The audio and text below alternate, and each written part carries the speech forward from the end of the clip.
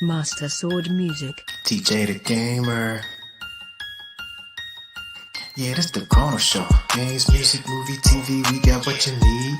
Plus the gamers round, ooh, this the Chrono Show. Games, music, movie, TV, we got what you need. Plus the gamers round, ooh, this the Chrono Show. Games, music, movie, TV, we got what you need. Plus the gamers round, ooh, this the Chrono Show. Games, music, movie, TV, we got what you need. Plus the gamers round, ooh, yeah, this the Chrono Show. Games, music, movie, TV, we got what you need. Plus got one of the best casts that you have ever seen. You really missing out if you haven't heard that this show here to stay. So go pass the word, old school or new school. Check us out on YouTube. It don't matter what you like, we got something for you. Just one more thing to say before I start to close. Shout out to my homies at the Chrono Show. The Chrono Show. Games, music, movie, TV, we got what you need. Plus the gamers round, ooh, that's the Chrono Show. Games, music, movie, TV, we got what you need. Plus the gamers round, ooh, that's the Chrono Show. Games, music, movie, TV, we got what you need. Plus the gamers round, ooh, that's the Chrono Show. Games, music, movie, TV, we got what you need. Plus the gamers round, ooh.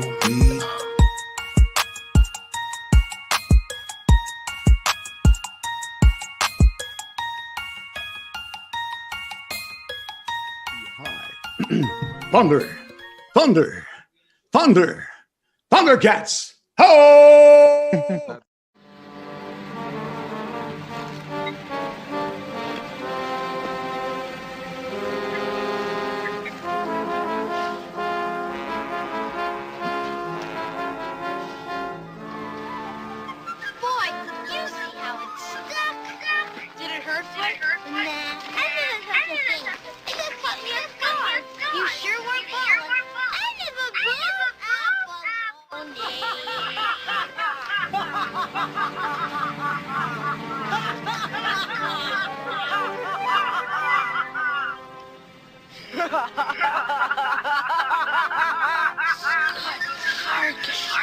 Farkas, what a rotten name.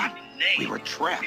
There he stood, between us and the alley. Scott Farkas staring out at us with his yellow eyes. He had yellow eyes, so help me God, yellow eyes.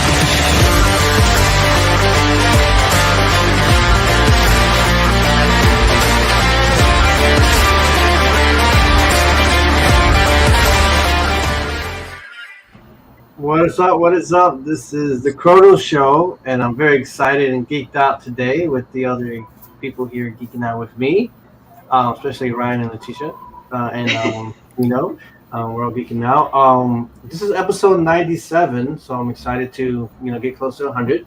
But either way, my name is CHRONOZ here, and I want to introduce other co-hosts here. We got Letitia, and we got Dino Sensia and his father. Hi, Dad. Hey. Hey. And we have Ryan DRAYSON. Hey, how's it going?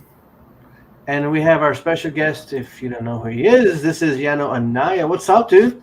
Hey, everybody. Thanks for having me. It's a pleasure to be here. it's great to have the experience. And Awesome. again, thank you for the opportunity to you giving us for a great how you say podcast. So I want to start off real quick, just kind of a fast one myself, because I want to get straight to Dino and his father. They got their questions to start off with. Give us a little bit of insight how maybe things started for you as a young child. Did you do anything from commercials to how did audition start off for you, and if anything else you want to tell us about yourself, and you know, hold on.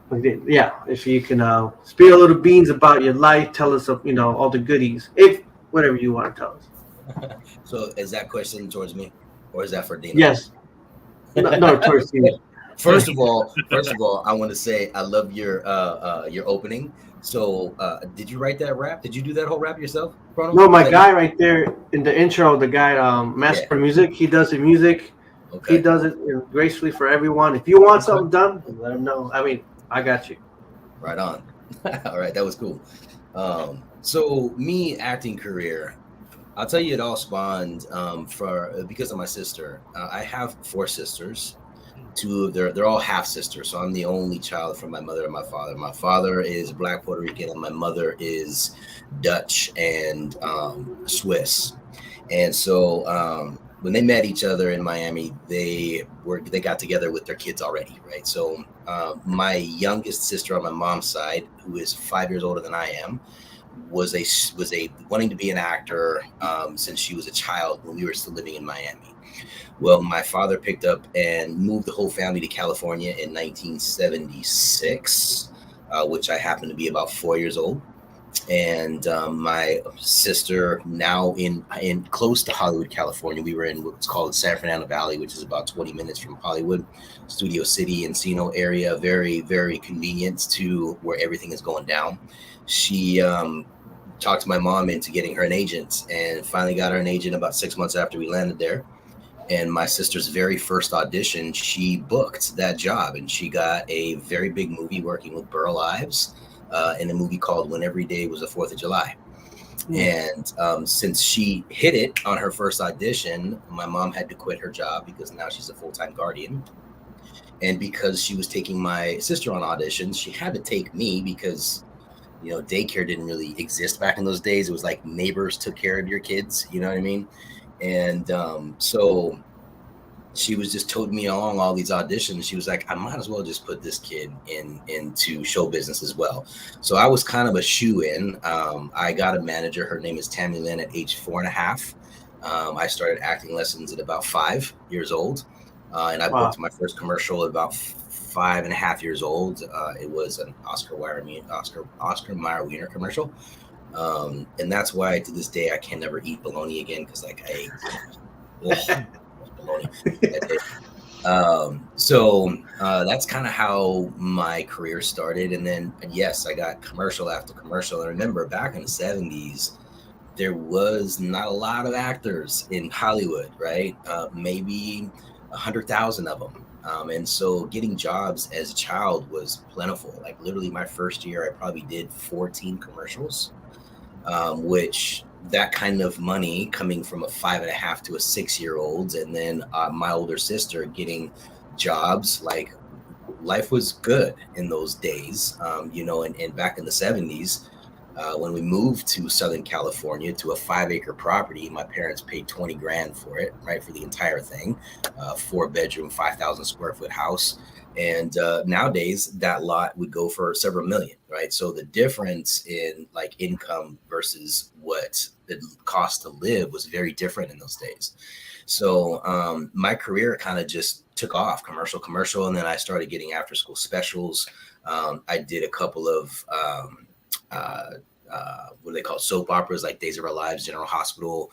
And then my very first audition that I got for a feature film was A Christmas Story. And that was very similar to what Zach Ward's experience was. It was a cattle call. Like literally, I'll never forget pulling up to a YMCA parking lot, and it was packed. And walking into this auditorium, it looked like we were going out for basketball tryouts. There were so many kids there, like literally 300 kids, bleachers, moms, parents, and there was like 4 tables with about 6 people sitting behind the tables doing these auditions. And back in those days, we weren't really concerned with identity theft. And so the way that you signed in for an audition was literally writing your social security number on a piece of paper, and then your first and last name and what role you were going out for. And so my role, Grover Dill, was actually the lead bully, which I'd memorized. So what Scott Farkus's lines are in the Christmas Story is what I memorized. That's what I auditioned for. And the first audition, I'm thinking to myself, and I'm 10 years old. I'm walking to this place. I'm like, oh my God, like I'm never gonna book this. This is crazy. There's so many kids. Excuse my language. There's so many kids here, right? And so I did my thing, did my job, and I got a call back. I was like, wow, okay, cool. So 3 days later, I went back to the second audition. There's about 100 kids there. So there's a lot less, but still a boatload of kids there. And so I did my job, and I got a call back again. And so I went to a different location this time. And there was a couple of producers, and there was a guy named Bob Clark there who I didn't know who this person was. And so I did my audition, and Bob Clark just kind of stood up and started directing me, right? Just seeing how I would work with some of that. This was his intentions, to see how well I took direction. And so I did my thing. And he said, okay, go ahead and wait outside. And so I went outside with my mom, and about 5 minutes later, he came out, he pulled my mom aside. And then he walked back in, and my mom came to me and said, look, you got the job under one condition, and that's if you cut your hair off. What? And I was like, nope, not doing it. I'm sorry, I'll pass. And that's because, at 10 years old, I literally had never had a haircut. So my hair was huge.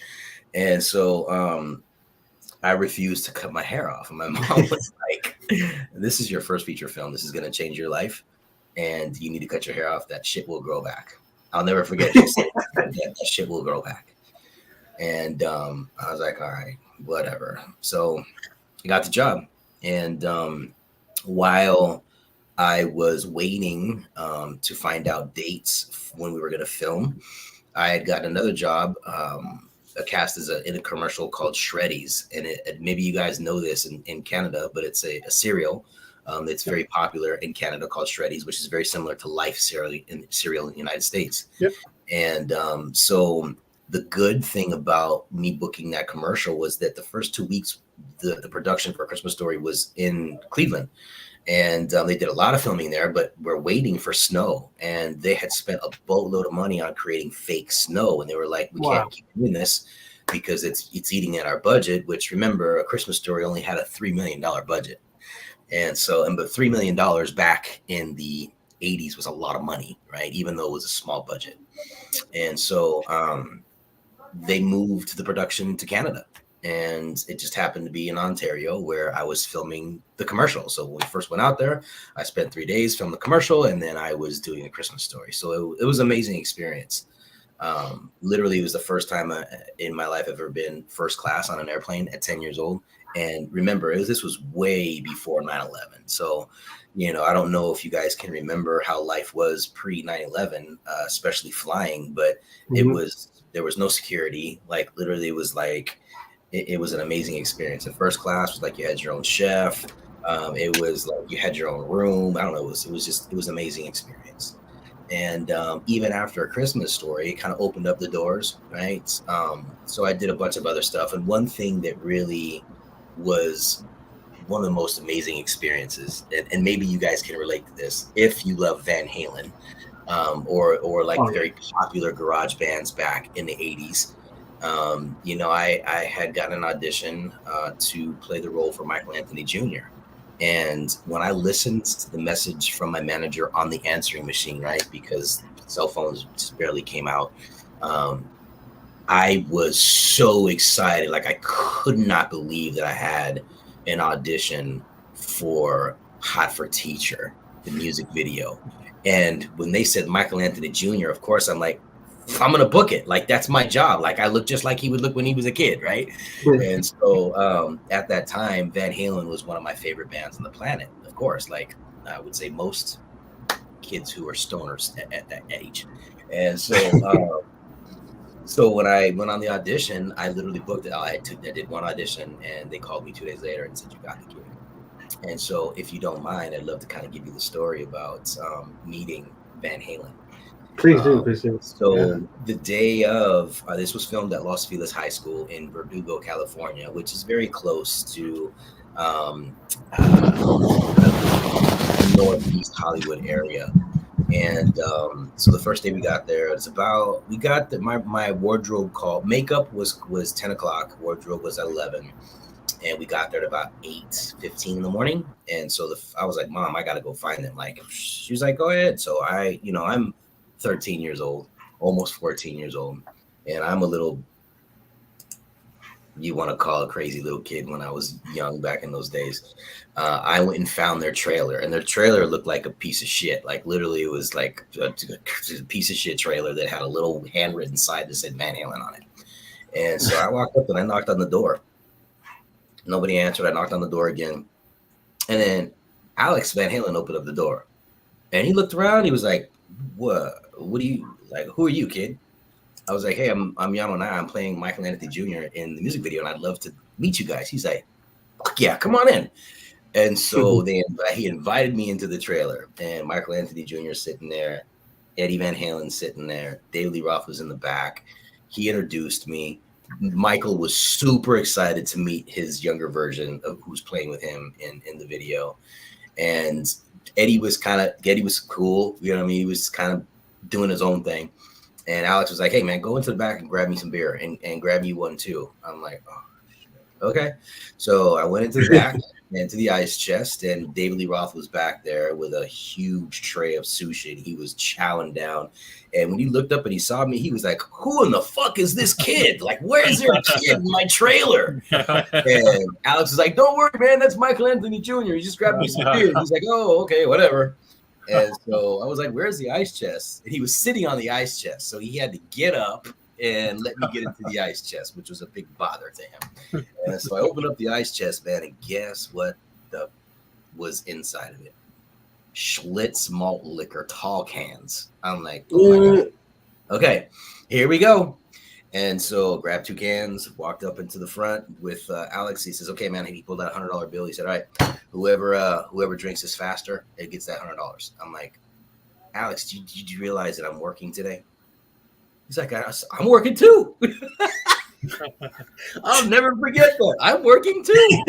Drink up. Okay, so I'm 13 and a half years old, and it's barely 9 o'clock in the morning. And here I am shotgunning a Schlitz malt liquor with Alex Van Halen. For real? Yeah, that was an epic moment for me. Epic. Not only did I have beer all down my chest, right? So I'm soaking, smelling like alcohol, but I'm a little kid. In a tall can Schlitz malt liquor, I was drunk. Like literally, I was toasted. And so we played all these little money games and hand games. And Alex was just an entertainer, man. He was a natural with kids. Like he loved to be around kids. And so I was like, I finally got up enough nerve now because like all my inhibitions are gone because I'm a little drunk. And I'm like, Eddie, bro, can you play me Running with the Devil? He was like, sure, man. So he went into the back and he grabbed a little tiny amp and he grabbed his guitar and he came out and he plugged it all up. And literally Eddie Van Halen played me Running with the Devil one-on-one for me. Like me. Out of all the kids in the world, he played it for me. And I was like, and nowadays it's like, you know, you wish you had one of these to record it, right? But no, all memory there yet, right? So that was my experience. Now I got to tell you that when I left the trailer, because I had a makeup call, right? Because you got to go to makeup first and then you go to wardrobe. When I sat down in the makeup chair, the woman who was doing my makeup, she walked up and she says, were you hanging out with Van Halen? I said, yeah. She's like, come with me. I'm like, oh fuck, shit. I'm busted. What am I going to do? I'm going to get fired. Holy shit. And so she walks me over to wardrobe and she finds me a t-shirt. She says, take off your shirt. I said, all right. She says, I hope you don't want this shirt because I'm going to throw it away. I was like, okay, just put this t-shirt on. Let's go back to makeup. So she literally saved my ass. Is what she did because she already knew what Van Halen does. That's all they do is they party there. So that was my experience of working with Van Halen on Hot for Teacher. Man. I'll never forget it. It was amazing. Very cool. Very awesome. Awesome. I'm glad you didn't get fired. You enjoyed your experience this time of life. Boy, 13-year-old kid in rehab already. Jesus Christ. It happens to the best of us, right? Yana, when I watch Christmas Story now, all I'm going to think about is Van Halen. When I see yeah, you. I know, right? That's Anthony Jr., little badass right there. Dino, we're gonna throw in some questions right from Dino Sencia and his father. So you guys want to go ahead and fire away? We get to you a little closer. Yano, this is Dino. Do you remember Dino from some Comic-Cons? Yeah, I do. Yes, sir. Very vividly. We're from Youngstown, Ohio, which is about an hour from Cleveland. So we've been up to the house many times. Sure. And I'd like to ask you about, my name, Dino is my son, and my name's Armando. You have a unique name. I do. What nationality are you? And could you tell us a little bit about that? Sure. So my name was Baby Boy for the first 9 months of my life because my dad was born and raised in Cabo Rojo, Puerto Rico. He jumped on a boat when he was 16 years old and left Puerto Rico because it was a very crazy time back in the 30s. My dad was born in 21. And he jumped on a boat at like 38, 39 and went to New York. And so my father is a very dark Puerto Rican. He's not a light-skinned Puerto Rican. So you would think he looks Dominican, black, but he's full-blooded Puerto Rican, Taino Indian, very curly hair, black eyes. And so my Puerto Rican family all lives in New York. And my mom, she is Dutch and Swiss. So she's very pale, white, blonde hair, blue eyes. And so my dad wanted to name me Carlos or Edward or something very Latinly strong from Puerto Rico, right? And my mom was like, hell no, not my child. And so I ended up being Baby Boy for the first 9 months until they were watching this ice capade. They love to watch ballet on ice. And the name of the dancer was Yana, which she was Russian. And they were like, oh, Yano. And then my dad was like, Yano, like Yano Mas. Yano Anaya flows very well. And so Yano Mas means no more. And I happen to be their last child. So my father had 3 prior, a son and 2 daughters, and my mom had 2 daughters prior. And so they decided that I would be their last of 6. So that's why my name is Yano. Very interesting. Very interesting. Yeah. And Dino has a question. Go ahead, Dino. Yes. I hope you come back. I was wondering, I hope when will we be able to come back to Steel City Con? That's a good question. So we I know that there's always talks about getting back to these huge con shows, especially for the 40th anniversary. So, Scotty's the one that had to knows all the resources to people because he's had established relationships for the last 30, 35, 40 years. And so if that can transpire into something positive for all 4 of us, then yeah, we'll be there for sure. Awesome. Yeah. When was the last time you were up at the house?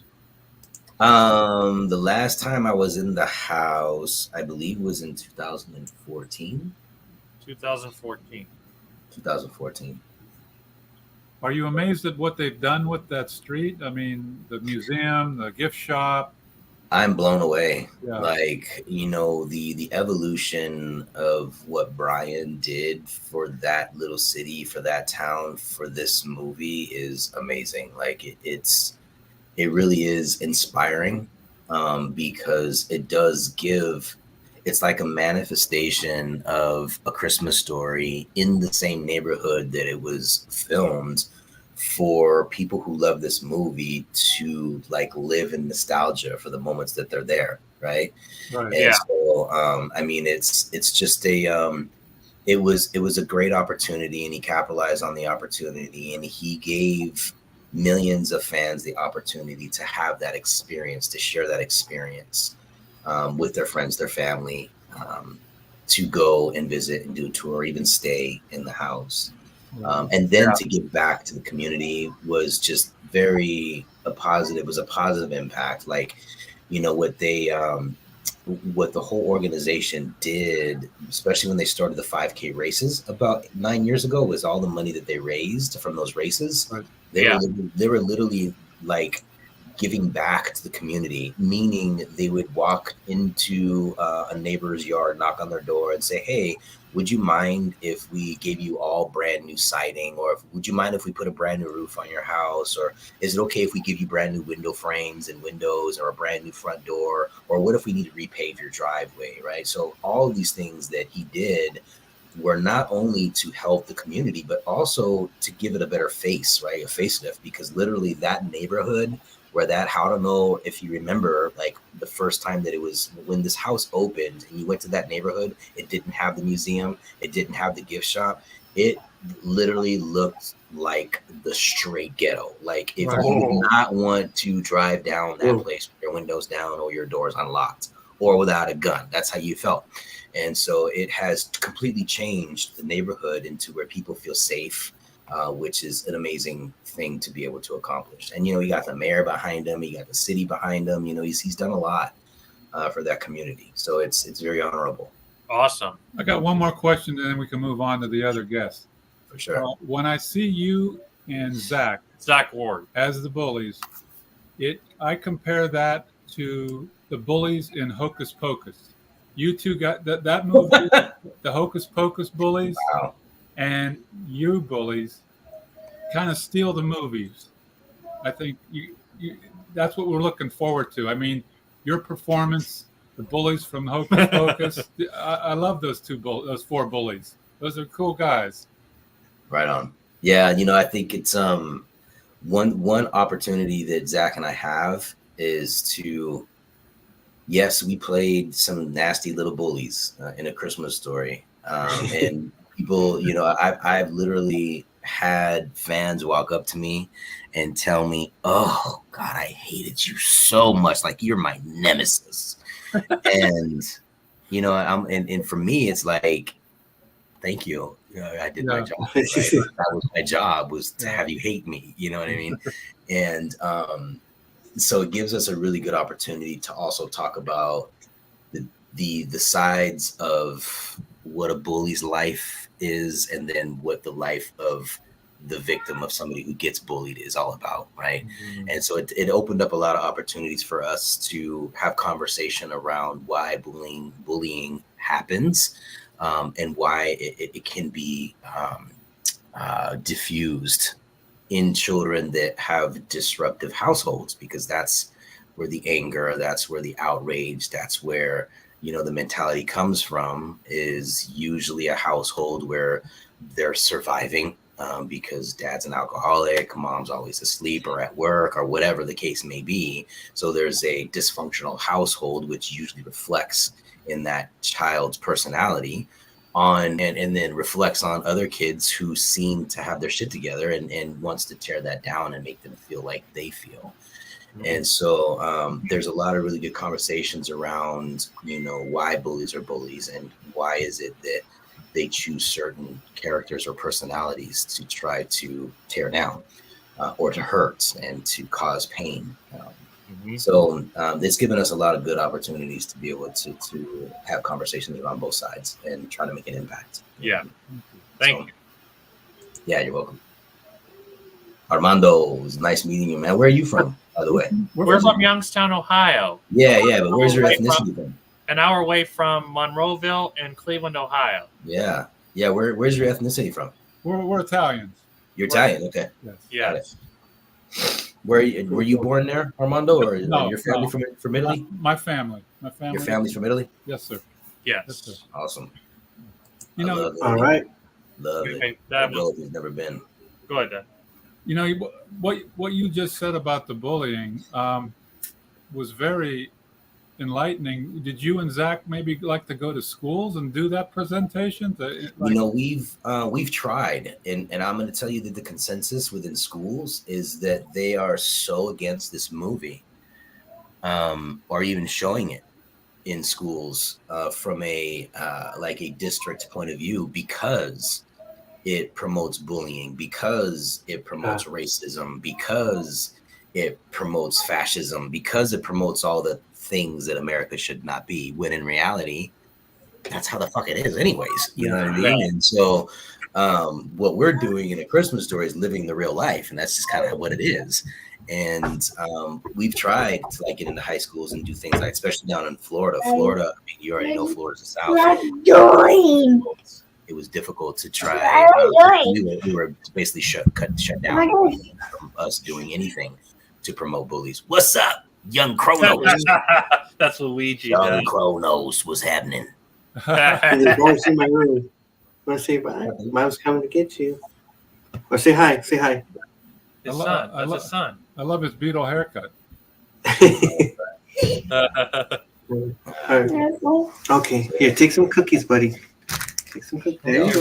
We'll let some of the other people get. Also, I want to say a statement to Yano. Also, thank you for the Richard Trevis mentioned my 34th birthday and 11 years at Golden Spring Radio. Yeah, for sure, man. You're welcome. I appreciate it. He reached out to me and asked me to do that for his brother's coworker. I was like, bro, I know Dino. Like, I'll do that in a hot second. Hell yeah.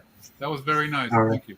Thank you. Sure. Thank you for that, Dino, Armando. Thank you guys for the questions. If you guys have any more, we'll go back around. But in the meantime, let's go in with Ryan Drayson. You got something for us? Yeah, I have a couple.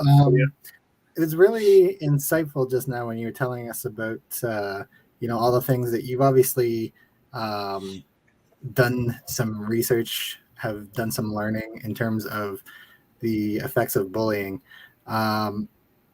So I guess like differently from what Dino asked about, or his dad asked about going into schools. Did you and Zach kind of like, was there anything in the script that we didn't see in the movie that kind of fleshed out the backstories of both of your characters, or did you guys come up with stories behind the scenes as to like how their lives were, things that we didn't get to see, anything like that? To answer your question, if there was, I was not privy to that information. Like, remember I said in the beginning when I auditioned for Grover Dill, the character was Scott Farkas, just had Grover Dill's name on it. Okay. And so I had learned all of Scuts, which, and maybe you've heard Zach say this, is that Scut literally is an Irish term for scat, which is like cow dung, right? Yeah. And so then that's because, Scott Farkas was raised by his alcoholic, very abusive father you always just called him shit. And, you know what I mean? That's why his nickname became Scott Farkas. And so when we got to set, literally the first day when Zach and I met Zach in wardrobe, was the very first day that I went to wardrobe, and I met Zach, and we just like literally, I don't know, it was weird. It was like we just clicked, and we became really close. And we're actually still, like, today we're brothers. Like, it's been almost 40 years we've known each other, and we stayed in contact ever since. And after wardrobe, we walked up and we got on a set, and Bob looked at us and he said, "Wait a second, you're Grover Dill and you're Scott Farkas?" "Yeah." "All right, we're going to switch roles.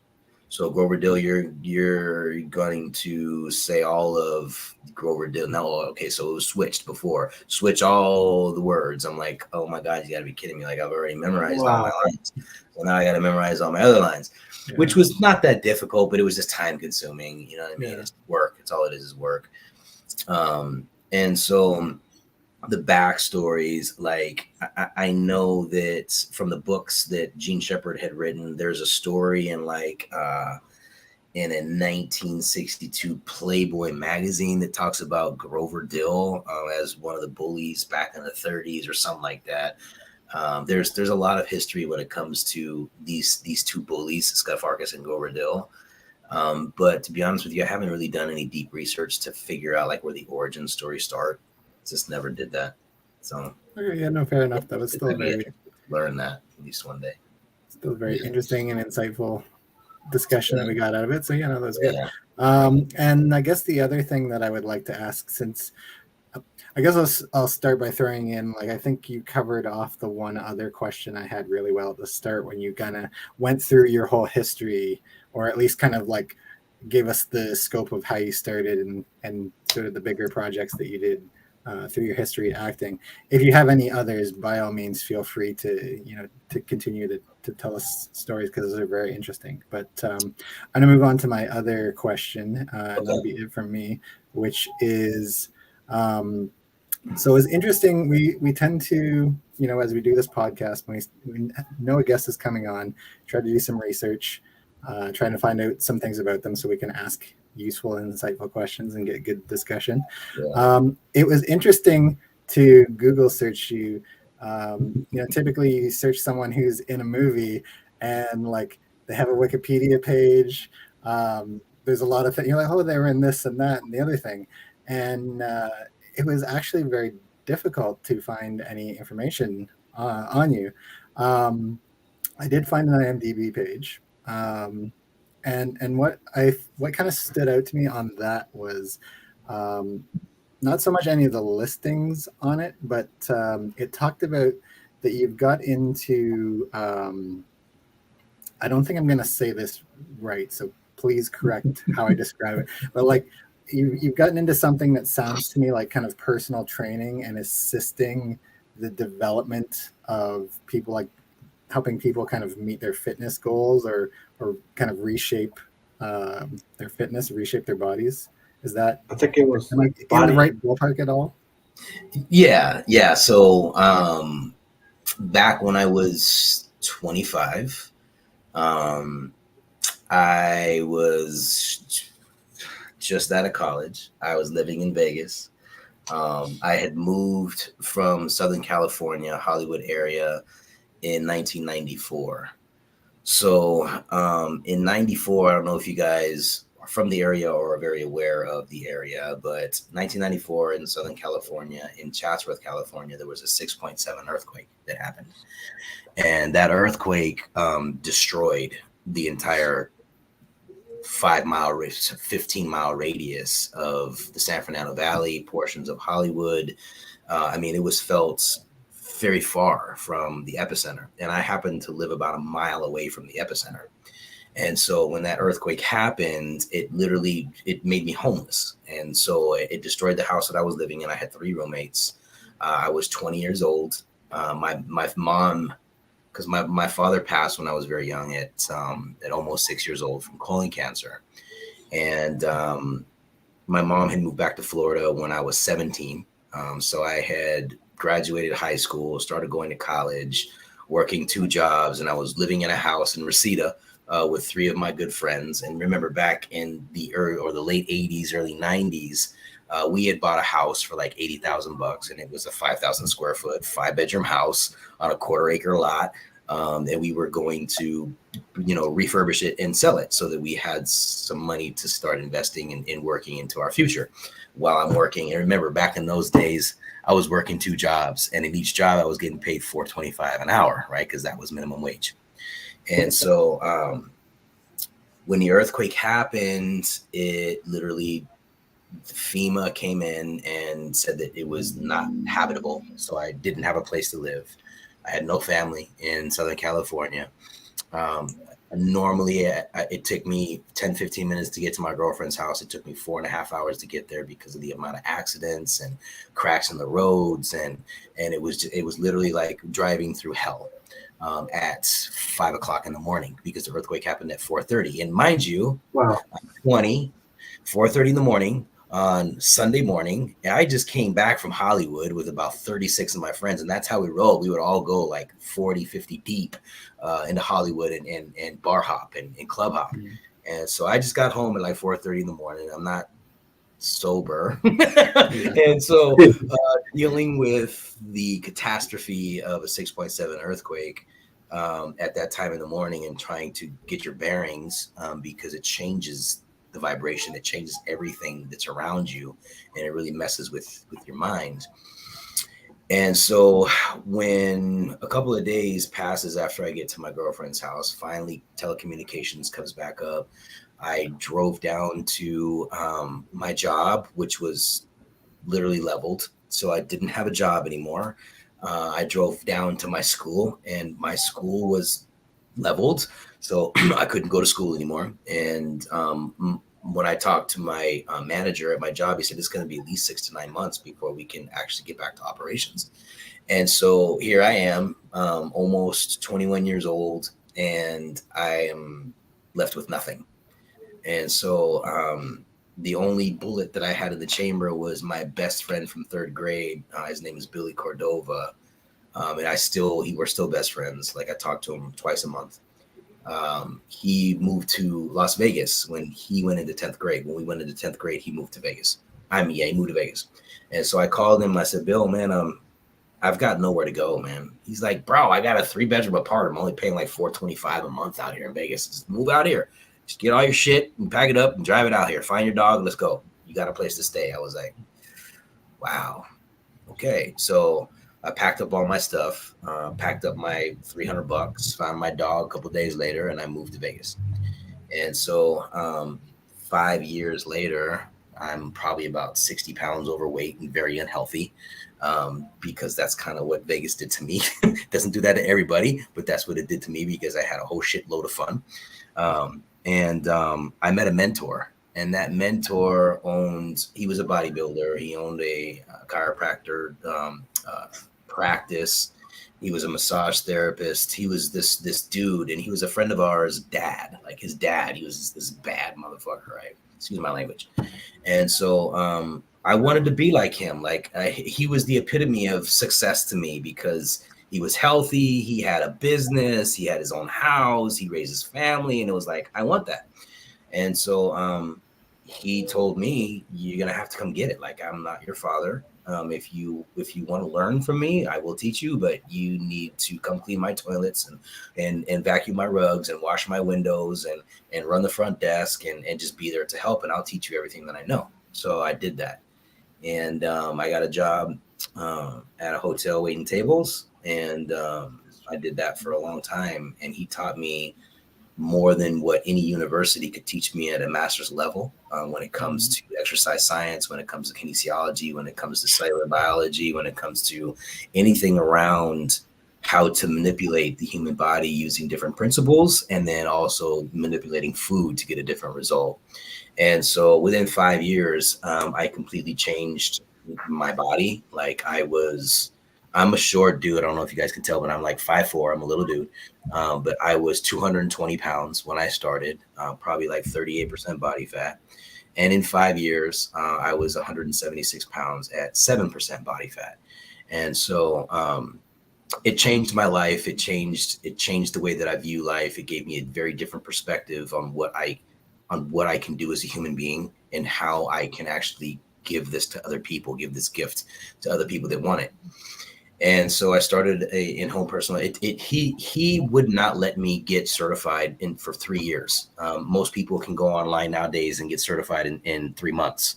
It took me 3 years under his tutelage. It's because he wanted to ensure that I understood the basics before I actually learned how to train people at a personal level. So I started an in-home personal training business, and it kind of grew from there. And then I met my ex-wife, and we moved to Puerto Rico. And lived there for a couple of years, which was an amazing experience. And then we moved back to Georgia. And when we moved back to Georgia, that's when I took on a position that I built a personal training school for a business owner.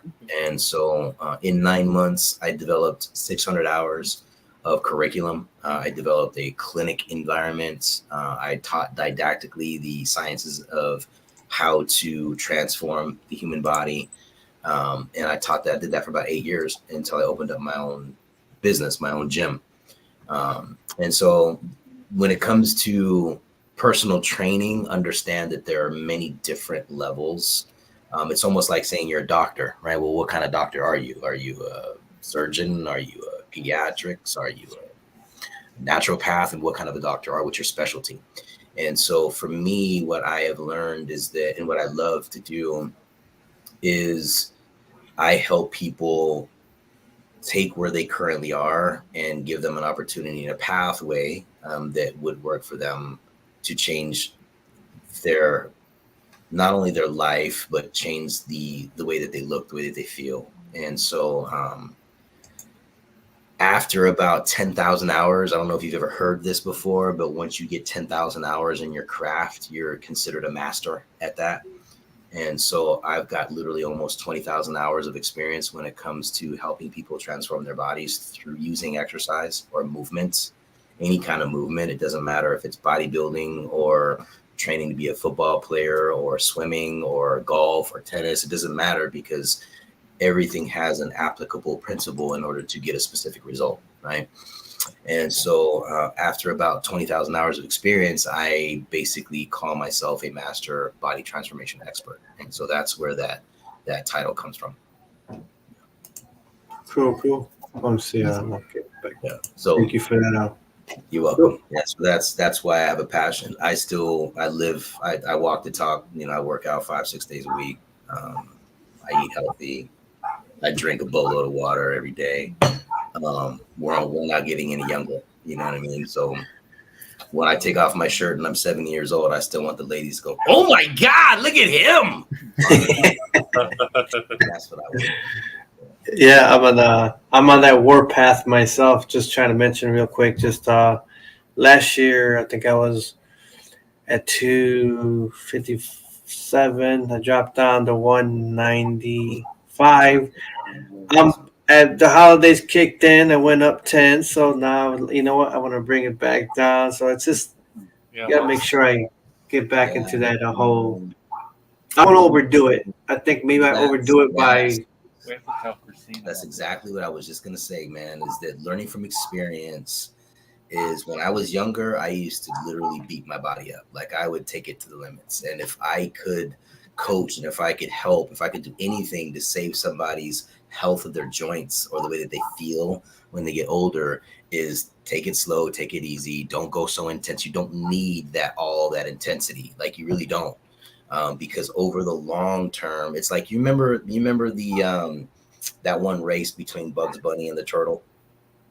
Yeah. Oh yeah, Cecil turtle. Cecil the turtle. You know why Cecil wins, right? Because he uses a team. That's why he doesn't do it solo. Yeah. He's got coaches everywhere he goes that look just like him. And so that's why he's the winner, right? So if you go slow, you take your time, you focus on proper movement, you stay away from injury, because injury is what always sets you back and will always cause problems in the future, right? So stay away from shit. Yeah. Ryan, did you have any further questions at the moment? No, I'm good. You can go on to let someone else ask. Yeah. And here we go. The person who's been geeking out the most. Yeah. So, you have any questions for us? I mean, for Yano, please, by all means. Not really questions, but it's more like little things here and there. One, I want to say I love the leg lamp. We'll start with that. Right? Got it. I noticed it and I kept staring at it. I'm like, that's a leg lamp. Okay. Small version. Yeah. Also, I'm trying to remember what I was trying to say earlier. It's kind of like in my head, but then, as I'm listening, I forget. But, okay. So you mentioned with schools, they don't like the movie. Well, at least the schools in the States, they don't like it when they don't like to play a Christmas movie because of all the issues that it brings up. But the thing is, I was introduced to that movie through school. It was probably your teacher. You know why? Yeah, if your teacher showed it to you, it's probably because it's been in her life and she absolutely loved the movie. Because we've had a lot of teachers that revolt against the administrations of not showing the movie, because there's so many learning moments in this movie that it kind of trumps the ones that people want to kind of twist and turn about, be making it a negative connotation. So that brings me joy to know that you actually watched it when you were in school. Yeah, when I was younger, but I watched it in really bad French dub. I had no choice. It's like I only went to French school, so they had to French dub everything. But I got to watch it at home afterwards, because back then there was the pay-per-view situation. Sure. So we also got that on pay-per-view, and it was one of the classic movies that around Christmas time my parents would get me. So there's that. Then there's I think later on there was the Grinch. Before that, there was also Home Alone. Yeah. There was like a bunch of movies from around that time that we used to get on pay-per-view. But I remember when we watched that, I got excited as a kid, and I told my parents I saw this, but in French. And then they played it in English, but I didn't understand a word. So good thing pay-per-view came in the 2 versions. Awesome. But yeah, I'm sorry. I heard you in really bad French stuff. That's all good. At least you saw it. You know what I mean? Yeah, it just sounded bad. I'm sorry. Did you watch the original version afterwards? Afterwards, yeah, when I learned English, it took me a while to learn English. Yeah. Yeah, but it was pretty good. I'm glad that the teacher got us to watch that. And this is when I was still very young. Even later on, we had more movies that normally schools would not play, but I think it's a bit different. And like, I think it depends, like you said, on the teacher. But I think Canada was less strict when it comes to these things, at least at the time. Now everything is monitored heavily, right? Yeah, it is. Yeah, that's all I wanted to say. And I like the lamp. Right on. Thank you. The lamp. Where's the lamp again? The lamp's a star right now. Look at that. Yeah, that's it right there. The lamp. All right. Are you sure, Letitia? You good for the moment? Yeah, you guys were asking all the good questions. I'm like, man, all my questions are being asked. So let me just say like 2 comments. All right. What was I could have texted you one. I got a question. Oh, real quick, hold on. Give me a sec. I wanted to ask. You may not be able to say anything. Maybe you know something. What is this that I'm seeing about a HBO Max film with you guys, or do you know anything about it, or are you involved in it? It's almost like, well, did I see a sequel or something to do with most of the stars from the Christmas Story? Is that true? Is that false? Yeah, you can't talk about it. No, there's a sequel that's in production right now. It's being filmed in Bulgaria. Zach and Scotty are there filming. There's anything else outside of that, I have a gag order. I can't say anything yet because it hasn't been a press release. But as soon as it's released to the public, then you guys will know exactly who's going to be in it. But so you can't say you can't say anything about your involvement at all in any way. I can't, not at this okay. moment. All right, we'll end it there. So in respect, I respect you, sir. And yeah, for sure. All right. What I can say though is that we all know that there has been sequels that have been tried to be made about A Christmas Story 2. What this will do is, because Peter's in it, it's going to bring it kind of home.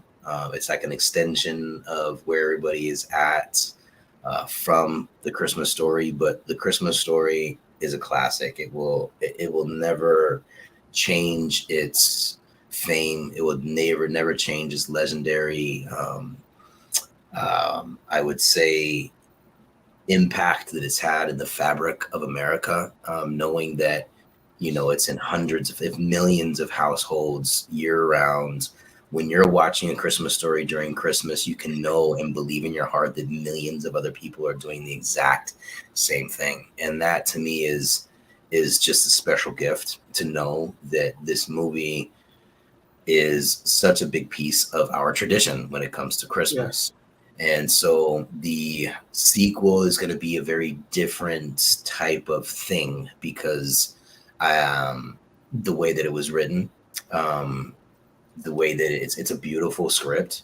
I think it's going to be a fantastic movie, but I really don't believe it's going to have an impact like the classic movie did, because it's really hard to kind of recreate that.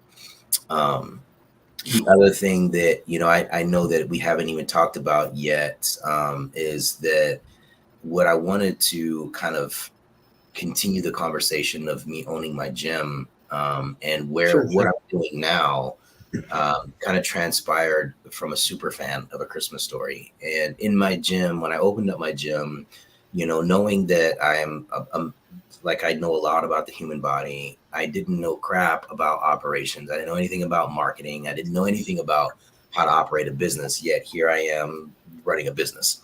And so what my mentor, if one thing that I really took away from what my mentor had pressed upon me is that you always got to surround yourself by people that are smarter than you are, because if you're the smartest person in the room, then you start to become not as smart.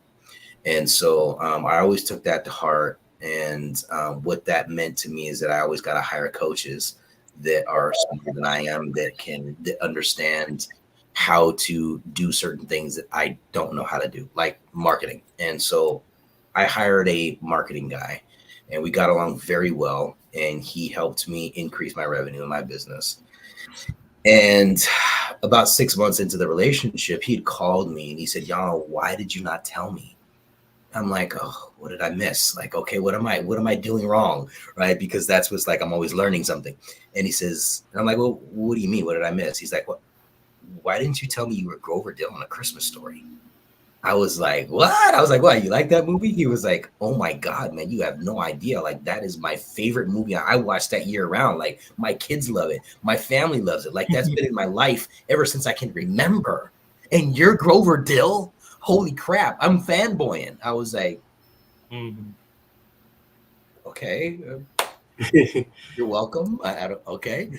And he was like, dude, like, we got to do something together. And so the inspiration for A Christmas Story Family came from him, because he didn't find any way to get a hold of the cast, or there's no place for fans to communicate with the fans, to communicate with the cast. There was no platform to be able to really be engulfed by A Christmas Story and be supported and loved on by the cast. And so that's when we created the Christmas Story Family Facebook group. And it has grown exponentially 10 times every year. When we first started, obviously, we had about 80 fans. And in the second year, we had about 5,000. And now we've got almost 27,000 fans, right, in this Facebook group.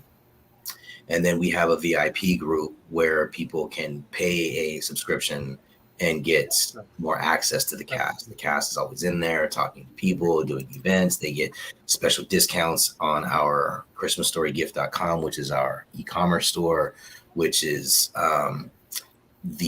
all of the products and all the memorabilia, everything is inspired by the cast and created by Richard Trevis, right? That is Dino's brother's, or Dino's co-worker's brother. Yes. And so, Richard Trevis has a very extensive background working with Disney and Warner Brothers, and he's just a brilliant graphic design artist. And because he's a super fan, he wanted to join the team to help us build our presence and our brand when it comes to Christmas Story Family. And so Christmas Story Family literally is just a place where fans can share their love for A Christmas Story, share their memorabilia, shoot videos, share everything that means something to them about this movie, and be loved on and be supported and be responded by the cast. I mean, there's no other place that you can do that. I don't even know if there's any other movie that has done anything like we've done. And so our goal, and we have a mission, right? Because the mission is literally to get 10 million fans into this group, so that what we can do is then take the money that is created by all the fans and start giving back to the community, start giving back to neighborhoods, start giving this money back into helping, just like what the Christmas Story House did, right? Yeah. And so that's our ultimate mission and our vision, which is like I've got a team now. It's like I work with 7 people that are, monitoring the Facebook group, monitoring all of the customer service. There's a lot of work that goes into what we do for the fans that most fans don't really realize what we do. Like my business partner, who is my old marketing coach, his name is Emmanuel Soba. He's brilliant at marketing and he's brilliant at technology. And like right now, he just built a brand new website for the gift shop. And like if somebody was going to ask him or hire him to build a website, I mean, he's charging $25,000 to build a website. That's how much he costs because of his talent. And so just like the reason why I say this is because everybody that works with the Christmas Story family does it on a volunteer basis. Like, we don't pay anybody because we don't have the money to pay anybody, because all the dollars that we get in, we give right back to all the fans. And so, you know, that's our mission, is to grow it big enough to where the money can not just pay for the operations, it can actually help the communities, you know what I mean, and help people. And of course, you know, one of our biggest goals is anti-bullying campaigns. You know what I mean? That's going to be one focus as well. Nice, So, nice. That is the Christmas Story family's evolution of being a body transformation, of making that decision when I was 25 years old. So let me back it up. Think about this, how life unfolds. The moment that my mom made me cut my hair off changed the future of my life, right? When I got hired for my Christmas Story, because if I didn't cut my hair off, I wasn't going to get a job. And so when I did the Christmas Story, it opened up a lot of the doors of opportunity, and it just keeps opening up doors of opportunity. It just keeps putting people in my life that have such love and compassion for this movie that they want to do something, like they want to help, they want to do some fun stuff and create revenue. I mean, just like you, Chronos, like you reached out to me and you're like, bro, I'd love for you to be on my podcast. Like, that would have never happened for me if A Christmas Story never happened for me, right? Mm-hmm. So what I recognize and I respect how this unfolding of life is happening, because it touches a lot of people, and it gives a lot of very positive, loving feelings in a lot of people when it comes to this movie. So I'm grateful for what this has done for everybody, not just myself. Awesome. Thank you so much for that. It's very inspiring, you know, your words, and that's why we're here today, so we can definitely enjoy, you know, the time with you. And did I have any other questions? Did we mention anything about the 40th anniversary? Was it coming, or? So the 40th is next year. This year we have 2 in-person events that we're putting together. And when we do events with a Christmas Story family, we do it virtually and in person. We have one that's in works that we think it's going to be a huge thing. So what we're going to do is, we actually have the Temptations and we have Kool and the Gang that are going to throw a concert in celebration of A Christmas Story. Wow. And so, right, that's going to be super fun. Okay. And so that's one show that we are putting together. Hopefully that happens in December, either in November or December of this year.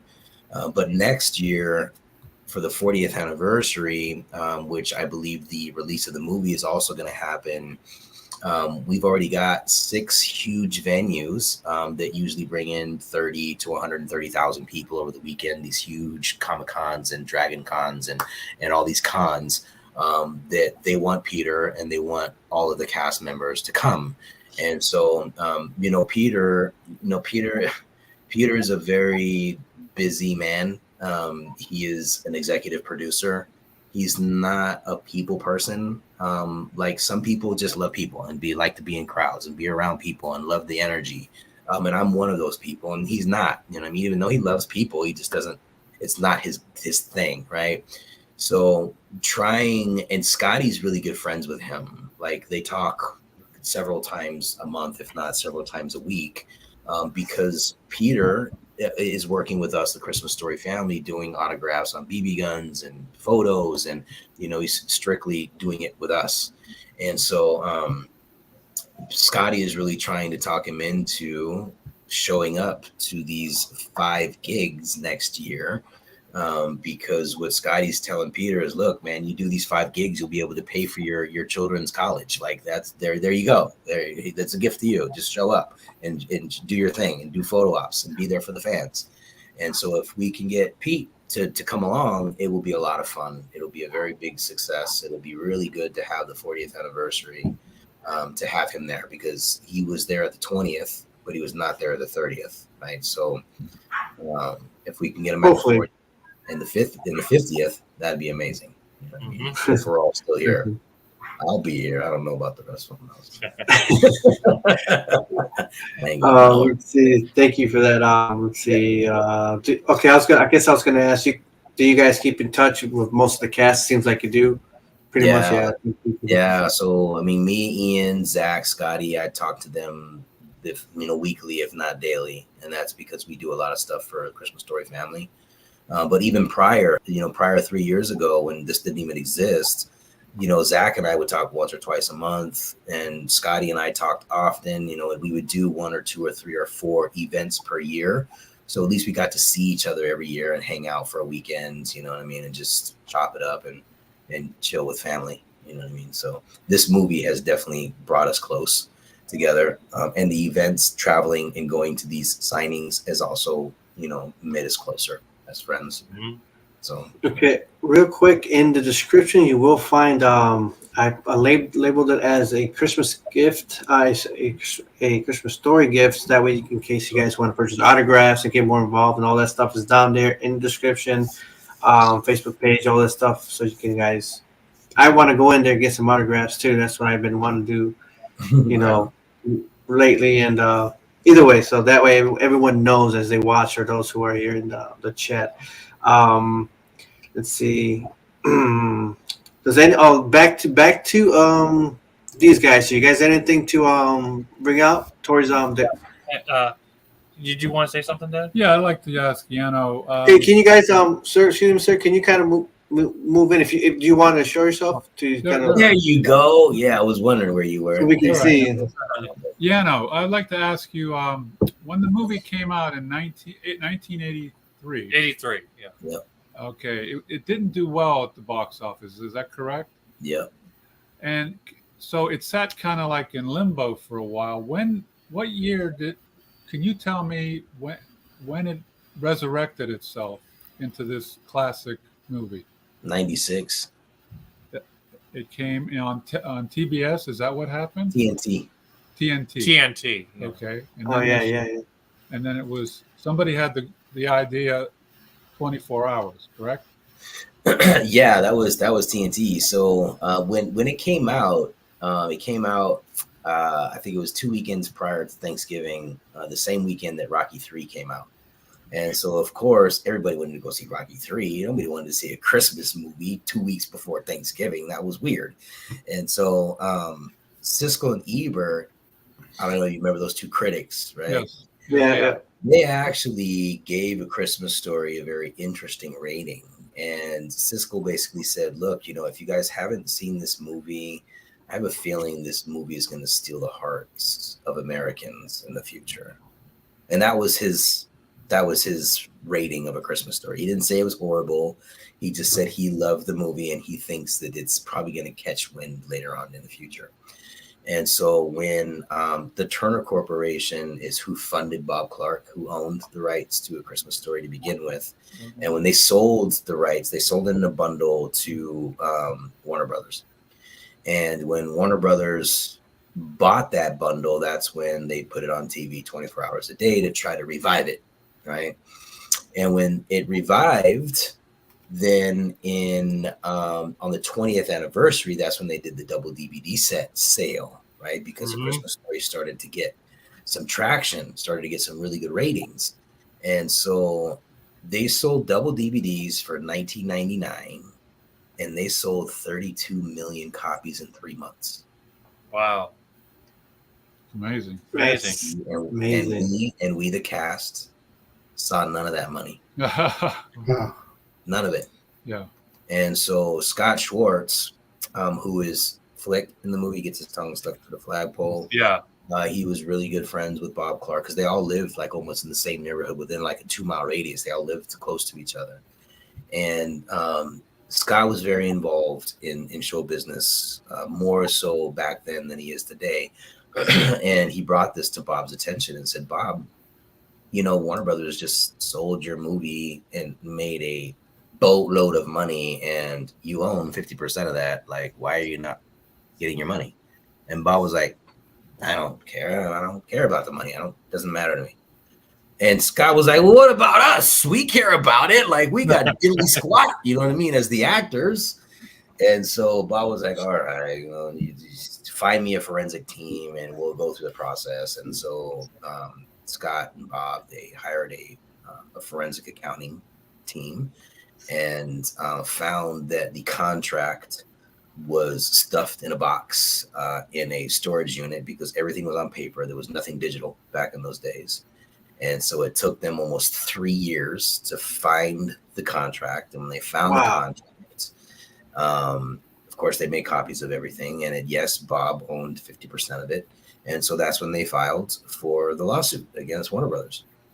And there was a class action because there was 9 of us that were involved in this lawsuit for not paying us for the distribution of merchandising rights for the movie.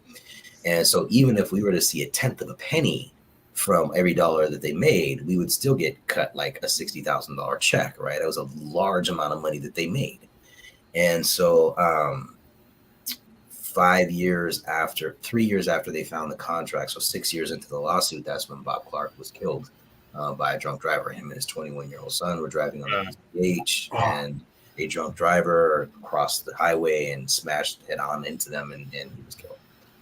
And it wasn't, but I think 8.5 years later is when Warner Brothers finally settled. So it was a 14.5-year lawsuit, and they settled for like $18 million. And Bob Clark's older son took the estate and disappeared and didn't pay anybody. Oh, whoa! So, that's something. Yeah. So, I mean, it is what it is. That doesn't make any difference in my life. My life is the way it is, and I enjoy life in every single moment. So, money helps to pay bills and have some more fun and travel, because everybody should travel. But it is what it is. And all I can say is, karma is everything. So, yeah. Dino has a question. Yes, I heard they wanted to cast the old man as as Jack Nicholson before Darren McGavin took the role. Yeah, they wanted Jack. They wanted Jack, but Jack wanted too much money. Like, he wanted more money than their old budget. They had a $3 million budget, and I think Jack wanted $10 million. I don't think he would have been a good old man. I don't think. No, Darren was perfect. Yeah. Darren was the best. Darren was perfect. I couldn't even imagine Jack. It would have changed the whole vibe of the movie if Jack was the dad. What about Melinda? Wow, I can just imagine that. Melinda, right? Are you guys in contact with Melinda? Melinda Dillon? No, she we don't. I mean, we can, but she just likes to be left alone. She's fine. She's good. Okay. She's enjoying life. Good. Yeah. Awesome. I also heard that the reboot is not going to be at the reboot of the new Christmas Story movie is not going to be at the house. I heard by Richard Trevis. That is true. I believe the Christmas Story house denied access to film there. I see. I got to tell you a quick story. When you met Dino at Monroeville. What year was this, Dino? 2017. Okay, so I take Dino down there. He wants to meet the cast. We get there. You guys are there. You're at your booth, and the Christmas Story logo is there. And so me and Dino, we walk up to the booth there, and he stopped, and I says, Dino, what are you waiting for? He goes, well, I'm waiting for the celebrities. And I says, they're right there. There's Yano. There's Zach Ward. And he goes, no, that he thought he was going to see you guys as you looked in the movie. Yeah, I get that all the time, man. These guys are grown men now. They're big. They're adults. And he's like, where are they? He's thinking he's going to see, little Grover Dill with his hat or the hat. And I said, no, there they are. They're grown men. I think you were there. Zach was there, Scott was there, and Ian Petrella was there too. Yeah. Awesome. Yeah. Very good. Really good stories we got here. Let's get towards the finish of the towards the end, so we can wrap up. We can start off with Ryan Drayson. Do you have any a last question and an ending statement? No more questions. So ending statement. As always, thank you to those who showed up to watch the podcast, and thank you to those who interacted. In chat, I'm only seeing YouTube, but I know we go on Facebook and Twitch as well. But thank you for anyone who's in chat on any of those. And particular shout outs to KOTETSU, Tokai, and the Geek Show, who are often on the podcast. They couldn't make it tonight. As well as to Mama Slayer and Michael Killy, and I think that's everyone that I'm seeing by name. So thanks for joining us, and thanks for chatting. We appreciate you coming. And yeah, Yano, we just really appreciate your time and all the stories you were able to tell us. It was really interesting just to, honestly, as much as I enjoy the movie, I'd kind of just like to sit and listen to you, talk more about your life and your experiences, because it was really interesting and it was a great time. Awesome. Mm-hmm. And let's go in with LAETITIA. Any other questions or? Ending statement, I guess. Like Ryan said, we really appreciate the fact that you got deep in the stories of like how you got to the position of getting the role, what happened after the role, all these things. That's very interesting information. It brings a lot of insight as to how the industry works, especially with what Warner did. But Warner's going through a lot of karmic battles right now. You know what I mean? Especially after the whole Johnny Depp situation. Oh yeah. I also wanted to say that I'm glad that I had that one teacher who played, your film back in the late 90s, because that's, ever since the late 90s, that's what it became like a kind of like a tradition for me. So every year I always have these Christmas movies that I really want to watch. There's like the Staple 5, and it's definitely up there in the Staple 5 as well. Also, I feel like if I ever have kids, that's definitely a movie that they're gonna watch, and then I will probably threaten them with soap. just in case they don't listen. I'll be like, okay, do you remember that scene with the soap? Do you remember that scene with the tongue on the metal? You don't listen to me, that's gonna happen. No, I'm just kidding. But yeah, I think it's a really good movie. I'm glad. I feel kind of ancient just saying like, oh yeah, in the 90s I watched it. But yeah, anyways, I think I'm glad that you've come, especially you might as well have a busy schedule. So the fact that you're here and you're actually spending so much time answering all our questions, even beyond our questions, I'm very grateful for that. I talk too much, I apologize. It's all good. It's all good. Okay, you good on finish the statement from Dino and his father? Yes, go ahead, Dad. Yeah, Yano, I just want to say thank you so much for being such a great guest. You're so kind to the fans who appreciate what you do. A lot of these celebrities don't want to spend time, but Sure. it's so kind of you to do so. And we want to tell you, like I said, we're an hour from Cleveland. The next time you're at the house, get in touch with Dino. We'll meet at the Raleigh Inn, and we'll have some of that beer. What's that beer you had with Van Halen? Schlitz malt liquor. You know where the Raleigh Inn is right across from there, correct? The restaurant. The Raleigh Inn. Yeah. There's a bar right next to the Christmas Story house. So what I'm gonna say is that when we go to Cleveland, you will know, because we're gonna probably do a lot of marketing. There'll be a lot of posts in our Facebook group. Like, you will not know that we're gonna show up in Cleveland. All right. Okay. We'll have a beer. We'll have a beer with you. There are a couple of them, sure. Okay. Awesome. All right, Dino. Yes. Say bye.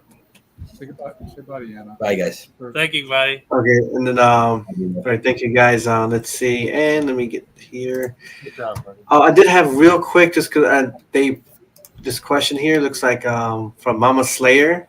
Let me get some. She was in the chat. We can do that. Stay right there. Part what? I'll try to understand it. So Mama Slayer must be referring to Zach, because Ralphie was not beating me up. He literally hit me once, which I did not agree with. And then the director, Bob Clark, told me my line was to say, I'm going to tell my dad. And remember, for me at 10 years old, my father had just passed like 4.5 years earlier. So for me to say that was like, that was a difficult thing for me to do at that time. So it impacted me at a level that most people don't even know. You know what I mean? So, but Grover Dill jumped off the truck, the old T model, right, and was trying to stop Ralphie from beating up Scott Farkas. Like, hey, like, what are you doing? And so he slugged me. But he was mumbling. It was, you know, it was the scene where you're seeing him mumble and doing this, that he was just doing that to nothing. But the scenes where you're actually seeing Scott Farkas on the ground and he's got blood on his face, and you see the gloves slapping him in the face, that was a real thing. And I mean, Zach Ward will even tell you that it was probably 10 below zero during those scenes being filmed, and those mitts that, you know, it was like those mitts that had strings, right? Yeah. And you take off the mitts and they'll fly around, but they won't leave your wrists. Yeah. And so they turned into little bricks because they were frozen. Ooh. And so when he was getting smacked with those, that's why his face got so red. Beyond how red he is already. That was painful for him. There were certain times in those scenes that he was getting smacked in the face by a little brick wrapped around Ralphie's wrists. Did you know that? Yeah. So, so to answer your question, he was just mumbling because that's what he was directed to do. Awesome. Yeah. Wow, that's good to know. Thank you, Mama Slave, for that one. I don't know if she's still in. If anything, I want to finish off. I know let me see, what was it? I know you did two other things, but I don't think you did much in. Was it? You did something with Better Off Dead, Paperboy? That's what I read. Yeah. So Better Off Dead. I don't know if anybody's ever seen it. Better Off Dead is a slapstick comedy that was done with oh my god, now I can't remember his name. It'll come to me in a second. Anyways, it was one of his first movies, and it was just a hilarious. If you've never seen this movie, it's like one of those slapstick movies that you have just got to see. And I was a paperboy in that show, so that was a fun thing to do. And then there was another movie that I did that never made the movie theater, and it was called The Blue Iguana. And it was Dylan McDermott, Pamela Gidley, Dean Stockwell, Flea from the Red Hot Chili Peppers. There was a lot of big name actors that did this movie, and the director John Lafia. And we filmed it in the jungles of deep south of Veracruz in Mexico. And it was a wonderful experience. We were there for 3.5 weeks. And so the story of the movie was, there was a drug cartel that used this little village's bank to launder their money. And Dylan McDermott was the FBI agent who was trying to break up that ring of that drug cartel. And so he had to go undercover and sneak his way into this jungle. And my role was, I was the entrepreneur in this little jungle, and I made caskets because people were dying every day. And so I had plenty of money. All I did was I was a carpenter, and I made caskets to supply all the dead people, or to bury all the dead people from this town. And so when Dylan McDermott came into the jungle, he ran into me first. And so we struck a partnership. I kept his identity on the down low. He paid me off. And I kind of showed him like the lay of the land of how they run this city. And so what was really funny is that they never gave my character a name. Like Dylan McDermott never called me by my name until the very last scene of this movie. And when John asked me, John, the director, he's like, what would you name this character? I said, dude, why don't you just name him my name, Yano? Like, there's no other name out there. He's like, that's perfect. So they actually named my character name my name in the movie, which is totally cool. Yeah, that movie it got really poor ratings at the Sundance Film Festival, so it never made the movie theater. But it's an excellent movie. I love that movie. Awesome. I'm gonna have to check that one out. Other than that, I think that's good. Is there anything you wanted to finish off saying yourself? Anything you wanted to mention or?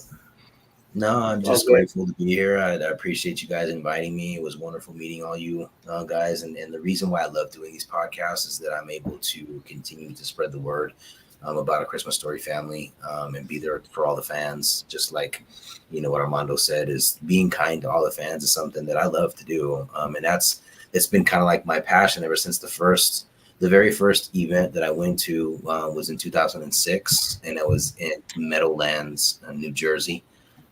It was a show called the Chiller Show, and that show literally Friday morning from 10 o'clock in the morning till 9 o'clock at night, I did not stop signing autographs. Saturday from 10 o'clock in the morning till 9 o'clock at night was nonstop. Like there were lines of people there for Christmas Story cast, and it blew my mind because when I got the call from Scott Shorts about 3 months prior to doing that show, Scotty was like, yo, bro, like we've been trying to find you. Do you want to come to one of these conventions with us and sign autographs? I'm like, okay. He's like, you get paid. I'm like, what do you mean you get paid? He's like, they pay you $20 an autograph. I was like, get out of here. Are you kidding me? You get paid to sign an autograph, like a picture? Like they pay you? He was like, yeah, dude, all day long. I'm like, yeah, I'm going. Like, I want to experience that. And so that weekend was an eye opener for me because that showed me how this show has penetrated the fabric of America. There was literally thousands of fans there, and I met probably 2,000 fans over the weekend that loved Christmas Story. And so that's kind of spawned from there is like, wow, I didn't know that this was that deep into America. And so we started doing more convention. It was like every convention that we went to, there they are. Like there's people that love this movie. And so that's why we kind of created this A Christmas Story family, is so that people don't have to wait for a convention. Like they can just go check out the cast and go meet us on a Facebook group, you know what I mean? And so it's a very different experience for people, even though, being in person is also fun because most of the time we don't just sit behind the desk and sign autographs. Like we like to do stuff. We're people too. And so, we choose the cool people out of the crowds and we go have some fun. You know what I mean? And so it's an inspiration for me to know that these fans love this movie. So I'm going to give back as much as I possibly can in my life. So. Awesome. Amazing. I want to lastly say, wow, this has been a great experience. I'm glad I took the time to look for you. I was like, wait, I gotta have them. And here opportunity is. I'm still kind of like, oh wow, it's just you get shivers a little bit, just kind of like we got the opportunity. It was amazing. It was great. Watching the movie through the years, I want to thank you for what you bring to us every single year. To all the cast, so for you, for your role and your inspiration you're giving us today, and I want to thank everyone who was in the chat. I want to thank Dino and his father for joining us tonight. I want to thank Ryan DRAYSON and LAETITIA. Thank her too, and especially you. This is all. I wish we could talk longer, but we all got things to do. And I'm sure like I got not in an hour. I got another podcast that's later. So, but it's just like still it's a great experience, and I'm having a little geek out experience right now, but I'm relaxed. I'm just chill. But other than that, yeah, thank you so much, and we'll just end off by I'll have the intro played out as the outro, and we'll end up with a little music and. Other than that, good luck on your future endeavors and, for the movies coming up and all that you got going on. We'll be watching you. We'll be, on the Facebook page. They're supporting you guys. Don't forget in the description, get information, get some autographs. Either way, show support, show some love, and we'll see you guys all next time. Cool. Thank you guys. Appreciate you. Yeah. It was a pleasure. Master Sword Music. TJ the Gamer.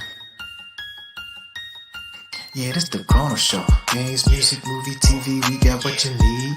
Plus the gamers round, ooh, that's the Chrono Show. Games, music, movie, TV, we got what you need. Plus the gamers round, ooh, that's the Chrono Show. Games, music, movie, TV, we got what you need. Plus the gamers round, ooh, that's the Chrono Show. Games, music, movie, TV, we got what you need. Plus the gamers round, ooh, yeah, this the Chrono Show. Games, music, movie, TV, we got what you need. Plus got one of the best casts that you have ever seen. You really missing out if you haven't heard that this show here to stay, so go pass the word. Old school or new school, check us out on YouTube. It don't matter what you like, we got something for you. Just one more thing to say before I start to close. Shout out to my homies at the Chrono Show. The Chrono Show. Games, music, movie, TV, we got what you need. Plus the gamers round, ooh, that's the Chrono Show. Games, music, movie, TV, we got what you need. Plus the gamers round, ooh, that's the Chrono Show. Games, music, movie, TV, we got what you need. Plus the gamers round, ooh, that's the Chrono Show. Games, music, movie, TV, we got what you need. Plus the gamers round, ooh.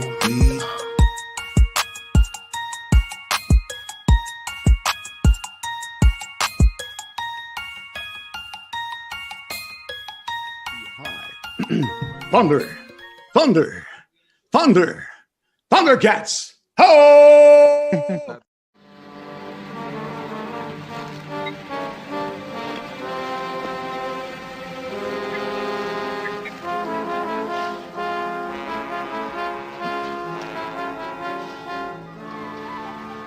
Boy, you see how it's stuck.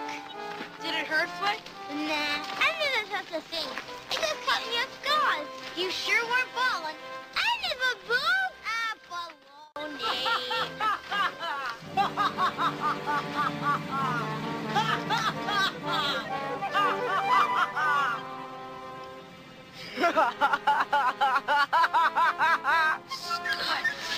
Scott Farkas. What a rotten name. We were trapped. There he stood, between us and the alley. Scott Farkas staring out at us with his yellow eyes. He had yellow eyes, so help me God, yellow eyes.